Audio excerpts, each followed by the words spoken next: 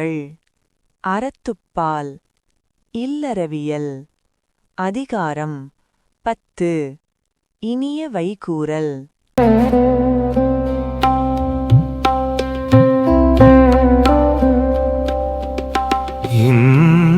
சொலாலீரமழை படிரு இலவா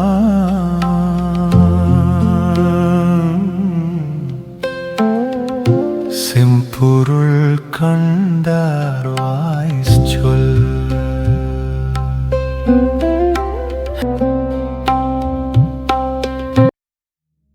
குறள் எண் 91. இன்சொலால் ஈரம் அலை படிரு இலவாம் செம்பொருள் கண்டார் வாய்ச்சொல். ஒருவர் வாயிலிருந்து வருகின்ற சொல் அன்பு கலந்ததாகவும் வஞ்சனையற்றதாகவும் வாய்மை உடையதாகவும் இருந்தால் அதுவே இன்சொல் எனப்படும். அகணமர்ந்தெய்தலின் நன்றே முகநமர்ந்து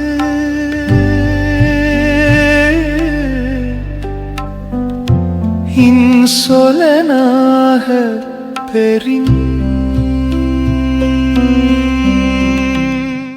குறள் எண் 92. அகனமர்ந்து ஈதலின் நன்றே முகனமர்ந்து இன்சொலன் ஆகப்பெறின். முகம் மலர்ந்து இன்சொல் உடையவனாக இருக்கப் பெற்றால் அவன் உள்ளம் மகிழ்ந்து கொடுக்கும் பொருளை காட்டிலும் அது சிறப்பு.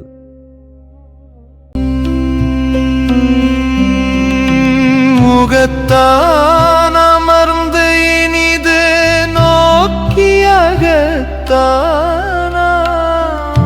மின் சொலினதே அறம்.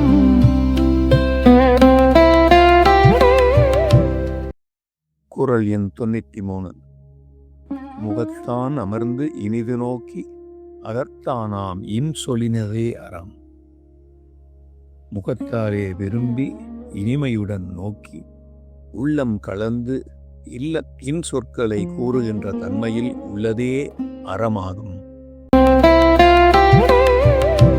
துன்புறுடும் துவாமையில்லாகும் யார் மாட்டும் இன்புறுடும் இன்சொலவர்க்கு.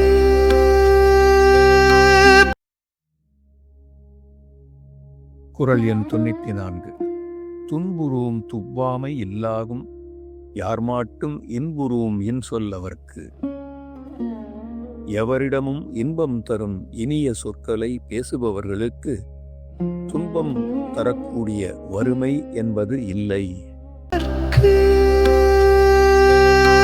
பணிவுடையன் இன்சொலன் நாதல் ஒருவர்க்கு அணியல்ல மற்று பிற.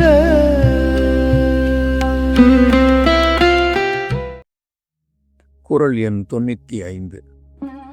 பணிவுடையன் இன்சொலன் ஆதல் ஒருவர்க்கு அணி அல்ல மற்ற பிற. வணக்கமுடையவனாகவும் இன்சொல் வழங்குவோனாகவும் ஆதலே ஒருவனுக்கு நல்ல அணிகலன்களாகும். மற்றவையெல்லாம் அணிகலன்கள் அல்ல. அல்லவை தேயறம் பெருகும் நல்லவை நாடினிய சொலின். குறள் எண் 96. அல்லவை தேய அறம் பெருகும் நல்லவை நாடி இனிய சொலின். பிறருக்கு நன்மை தரும் இனிய சொற்களை மனத்தால் எண்ணி சொன்னால் அவனுள்ளும் நாட்டிலும் அறம் வளரும், பாவங்கள் குறையும்.